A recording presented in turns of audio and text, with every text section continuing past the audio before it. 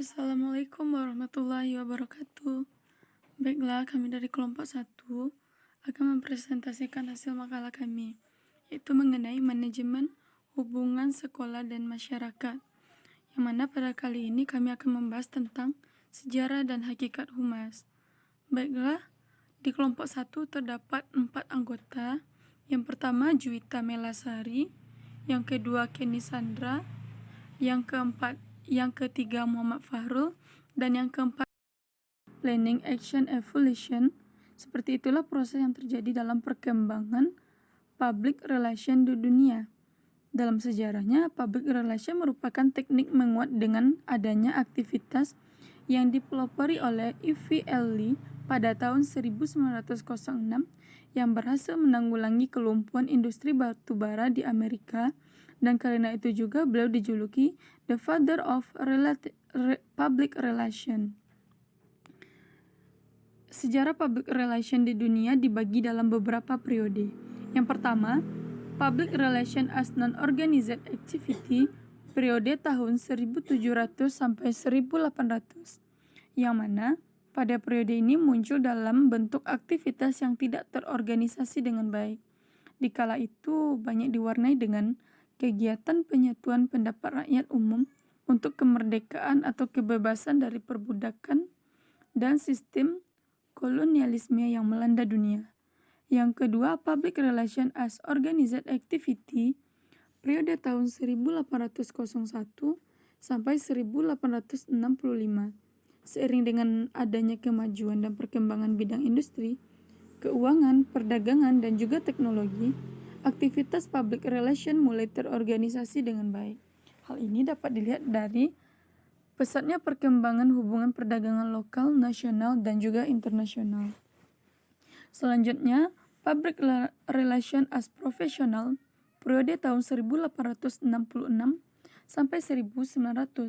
Pada masa ini, aktivitas public relation berubah bentuk menjadi suatu kegiatan yang profesional.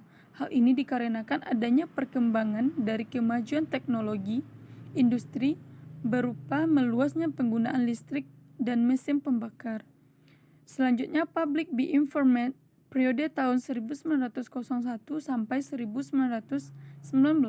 Aktivitas public relation pada masa ini adalah melakukan investigative reporting untuk melawan para petani, populis, Kristiani, sosialis, dan serikat buruh yang memprotes keras tindak kejahatan yang dilakukan oleh para usahawan, politisi tidak bermoral serta koruptor.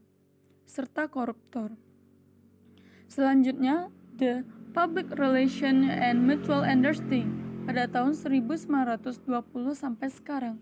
Pada tahun 1923, public relation dijadikan bahan studi pemikiran dan penelitian di perguruan tinggi sebagai sebuah profesi baru. Perkembangan sekarang ini menunjukkan adanya penyesuaian, perubahan sikap, saling pengertian, saling menghargai, dan toleransi di berbagai kalangan organisasi dan publik. Selanjutnya, sejarah perkembangan humas di Indonesia. Sejarah perkembangan public relation di Indonesia secara konsepsional terjadi pada tahun 1950. Perkembangan di Indonesia bergerak mengikuti kondisi politik dan kenegaraan saat itu. Namun, sejarah lain telah mencatat bahwa perkembangan public relation telah ada sejak zaman kerajaan, yaitu sejak zaman Kerajaan Mataram, di mana ada usaha penambahan senopati untuk menyebarkan gosip bahwa keturunannya akan menjadi pasangan sekaligus dilindungi oleh Nyai Roro Kidul.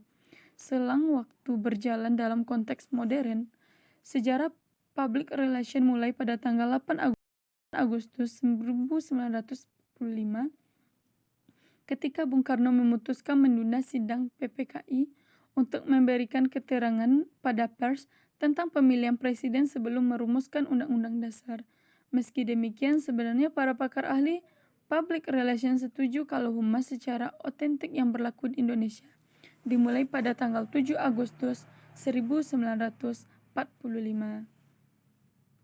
Beberapa pembagian perkembangan public relation di Indonesia terbagi atas 4 periode. Yang pertama, periode tahun 1962. Secara resmi dijelaskan bahwa Humas di Indonesia lahir melalui Presidium Kabinet PM Juanda. Di dalamnya menjelaskan secara garis besar tugas humas yang pertama adalah tugas strategik untuk ikut serta dalam perbuatan keputusan oleh pemimpin hingga pelaksananya. Yang kedua tugas taktis untuk memberikan informasi, motivasi, pelaksanaan komunikasi timbal balik dua arah supaya tercipta citra atas lembaga yang diwakili. Yang kedua periode tahun 1967 sampai 1971. Pada periode ini terbentuklah Badan Koordinasi Kehumasan Bakohumas dengan tata kerja pelaksanaan antara lain ikut serta dalam berbagai kegiatan pemerintah dalam pembangunan, khususnya di bidang penerangan dan kehumasan, pembinaan dan pengembangan kehumasan. Yang ketiga periode tahun 1972 sampai 1993. Pada periode ini munculnya public relation kalangan profesional pada lembaga swasta umum dengan indikator sebagai berikut. Tanggal 15 Desember berdiri Organisasi Perhimpunan Hubungan Masyarakat Indonesia Perhumas sebagai wadah profesi humas oleh kalangan praktisi swasta dan pemerintah. Yang kedua, pada tanggal 10 April 1987 di Jakarta terbentuk Asosiasi Perusahaan Public Relation APRI. Pada periode 1993 sampai sekarang berkembang di kalangan swasta bidang profesional. Yang kedua adalah hakikat humas. Definisi humas. Hubungan masyarakat adalah dalam bahasa Inggris adalah public relation yang biasa disingkat dengan humas. Humas adalah sesuatu yang terdiri dari semua bentuk komunikasi berencana baik ke dalam maupun keluar yang bertujuan untuk mendapatkan citra positif. Berbagai macam definisi hubungan masyarakat seperti dari Scott M. Catlett and Ellen H. Hunter, The Public Relations Association of America, J.C. Seidel, W. Emerson Wright, Public Relations World Conference, Catlett Center and Bloom, The British Institute of Public Relations, Frank Jenkins, dan berbagai lainnya. Dari berbagai macam pengertian public relation dapat disimpulkan bahwa public relation atau humas adalah suatu kegiatan yang diatur sedemikian rupa, berlangsung secara terprogram, kontinu, dan teratur dalam sebuah program organisasi, dan bukan kegiatan yang dilakukan secara sembarangan dan asal-asalan dilakukan oleh seseorang atau beberapa orang yang ahli dalam mengatur tata kelola komunikasi, baik sehingga terciptanya kepercayaan dan citra positif dari masyarakat. Unsur dasar humas terbagi atas 4. Yang pertama adalah filsafat manajemen yang bersifat sosial, artinya bahwa organisasi humas dibentuk harus meletakkan kepentingan masyarakat dulu sebagai tujuan. Yang kedua, humas adalah suatu pernyataan tentang filsafat tersebut dalam keputusan kebijakan. Yang dimaksud adalah bahwa setiap lembaga mempunyai kebijakan, oleh karena itu kebijakan agar diikuti dalam implementasinya maka harus disampaikan kepada masyarakat. Yang ketiga, humas adalah tindakan akibat kebijaksanaan tersebut, artinya bahwa setiap kebijakan pasti ada efeknya. Yang terakhir adalah humas merupakan komunikasi dua arah yang menunjang ke arah penciptaan kebijakan ini, kemudian menjelaskan, mengumumkan, mempertahankan atau memposisikan kepada publik sehingga memperoleh saling pengertian dan itikat baik. Tujuan dan fungsi humas. Tujuan utama public relation adalah menciptakan, mempertahankan, dan melindungi reputasi organisasi, memperluas prestis, menampilkan citra-citra yang mendukung, serta untuk fungsi hubungan masyarakat dalam bidang pendidikan tidak jauh berbeda dengan fungsi hubungan masyarakat secara umum, yaitu menunjang kegiatan manajemen dalam mencapai tujuan organisasi, bagaimana membina hubungan harmonis antar organisasi dengan publiknya untuk mencegah terjadinya rintangan psikologis baik yang ditimbulkan dari pihak organisasi maupun dari pihak publiknya. Yang keempat adalah peran humas. Peran humas yang pertama adalah communication technician. Yang kedua, expand receiver yaitu penasihat ahli.